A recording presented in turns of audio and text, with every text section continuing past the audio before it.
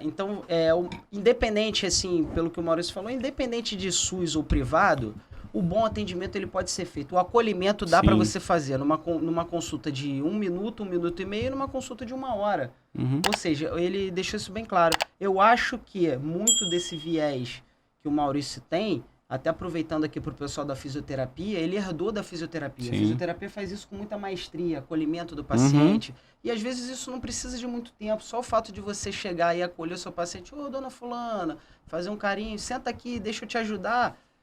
30 segundos você já acolheu aquele paciente, ele já se sentiu mais tranquilo com a presença do médico. Maurício, o Sistema Único de Saúde, o SUS, você teve uma experiência lá de coordenação como médico, ortopedista, chefe lá do setor de coordenação. Você acha, é claro, é notório que a falta de recurso, ela é uma realidade. Mas você acha que muitos fatores poderiam ser melhorados com uma simples organização e orientação desses pacientes? Você mencionou aqui isso, né? Que um paciente com uma lombalgia de 6 meses não tem que dar entrada na emergência. Mas, coitado, o paciente nem sabe disso. Ou a organização de um paciente que fica girando e não sabe qual o local que ele tem, não sabe nem o que é uma clínica da família, que ele tem que ir lá e fazer o cadastro e ser regulado pelo CISREG. Você acha que essas duas variáveis, organização e orientação aos pacientes, poderiam fazer muita diferença no desfecho final ao resultado do SUS? Com certeza, com certeza. Você quer ver um exemplo muito grande em relação a como o sistema funcionou na ortopedia, ok? Época de pandemia. Você trabalhou lá comigo. Época de pandemia lá no hospital. A ortopedia não tinha quase nenhum paciente internado.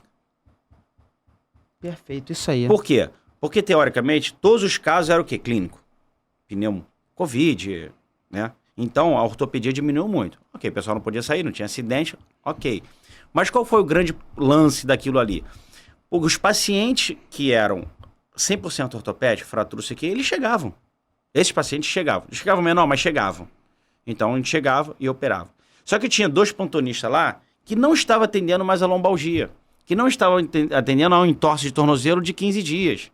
Entendeu? A gente estava lá para atender o trauma, que é a referência do hospital. É política isso, né? Se os políticos, o governo, tivesse essa ideia que... Eu vou falar uma coisa aqui, que eu vou te dar uma coisa. Eu não gosto de política. Tá? Não vou entrar nesse mérito aqui não, tá? Mas eu não gosto de política. Também não. Teve um político que, quando veio se eleger, ele falou que ia colocar a ortopedia na UPA. Eu falei, matou a charada. Eu falei, é isso, cara. É isso. Bota a ortopedia na UPA. A UPA não tem ortopedia. Não tem ortopedia. Só lá isso. Nova Iguaçu, Senador... Tem uma ou outra. Até o Carlinhos trabalha numa UPA que tem, né? Eu descobri isso na prática. Eu torci eu jogo basquete, tive entorse de tornozelo. Tinha plano de saúde. Na época o Sandro atendia ali na Tijuca. E aí eu falei... Eu sempre ia no Sandro. Tanto que eu fui no Sandro. Só que eu falei assim... Pô, acabei de ver na televisão na época de eleição. Acabei de ver na televisão, na época, o governador falando, pode ir pra UPA, que tem tudo e tal. Eu falei assim, pô, vou na UPA pra conhecer. Cheguei na UPA da Tijuca.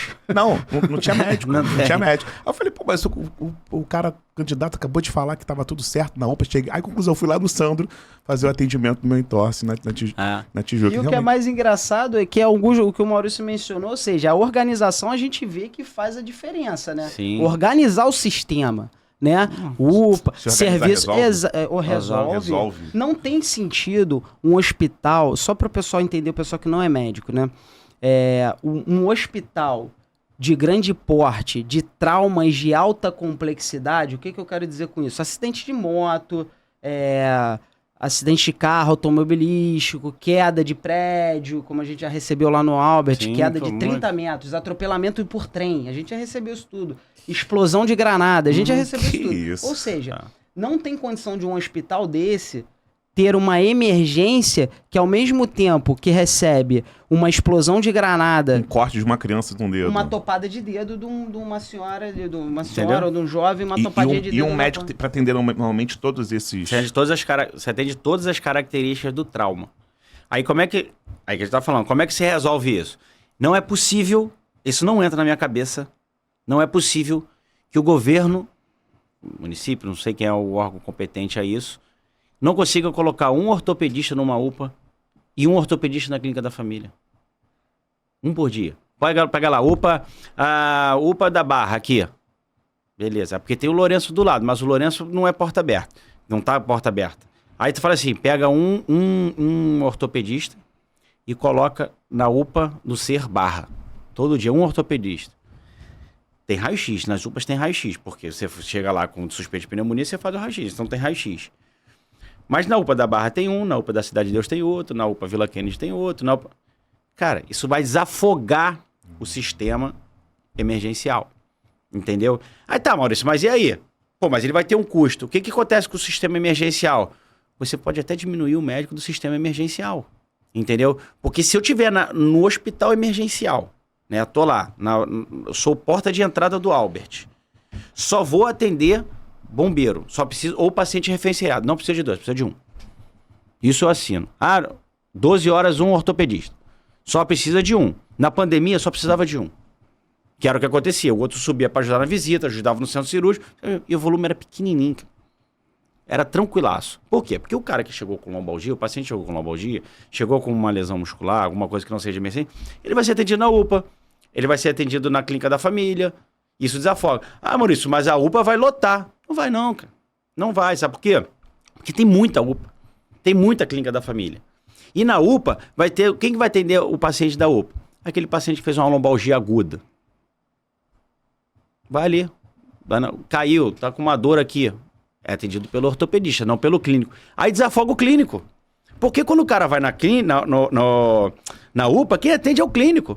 Só que o clínico tá com paciente em parada cardíaca, tá com um DPOC, tá com IAM, aí chega um cara com lombalgia. Pô, o sistema aí todo errado, entendeu? O cara que é clínico, não estuda ortopedia, ele tem que atender uma situação teoricamente ortopédica, que teoricamente não é grave, porque ele tem um IAM, tem que esperar... Cara, é uma doideira o sistema, entendeu? Isso é muito fácil de resolver, porque isso, cara, assim, se você pegar os valores governamentais, seja federal, estadual, municipal, é irrisório colocar um ortopedista numa UPA e um ortopedista na clínica da família. Por que ninguém faz? Ou seja, Maurício, você está falando uma situação que o fato de você organizar, orientar, talvez não gere nenhum custo a mais. Porque você falou na redistribuição dos médicos de acordo com a área de atuação. Exatamente. Ou seja, topadinha de dedo não tem que ir para um hospital de trauma de grande emergência. Ok.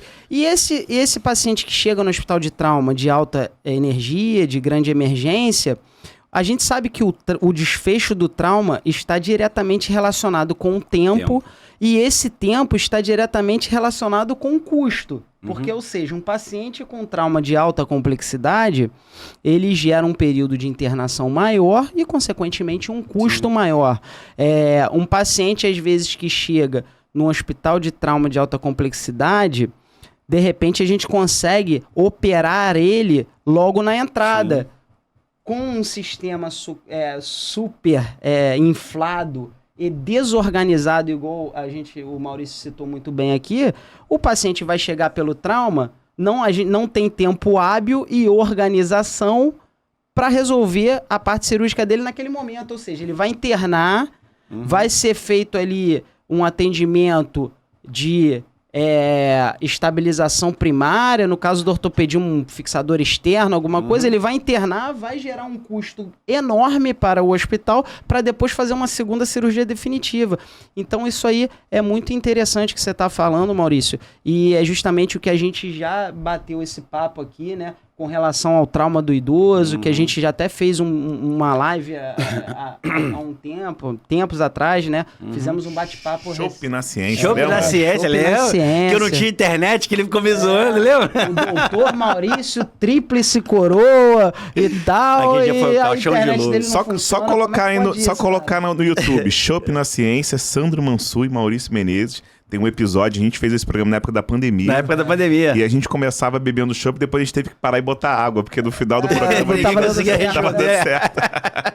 Então isso é interessante, Maurício. Mas vamos lá, meu amigo. Conta um pouquinho aí da ortopedia, como é que foi? Você fez residência e depois fez especialização em cirurgia do ombro e agora você está indo para um caminho que realmente é uma novidade, é o futuro da medicina, né? Que é a medicina regenerativa. Conta um pouquinho disso aí, até porque tem... até porque tem muito aluno aqui, Liga Acadêmica, que fica assistindo a gente, e a gente sempre conversa isso e vê que a renovação, a safra, a nova geração, tem que pensar que, como qualquer profissão, e no nosso caso a medicina, não existe atalho, né? É uma profissão que você vai construir uma história ao longo prazo, mediante a muitas titulações que você tem que ir cumprindo as etapas, né? E no início do programa você falou, a gente não pode pensar em dinheiro, porque se você for pensar em dinheiro, o custo-benefício não vale a pena. Se você pegar essa grana e investir em outra coisa, a conta você... não fecha. Exatamente.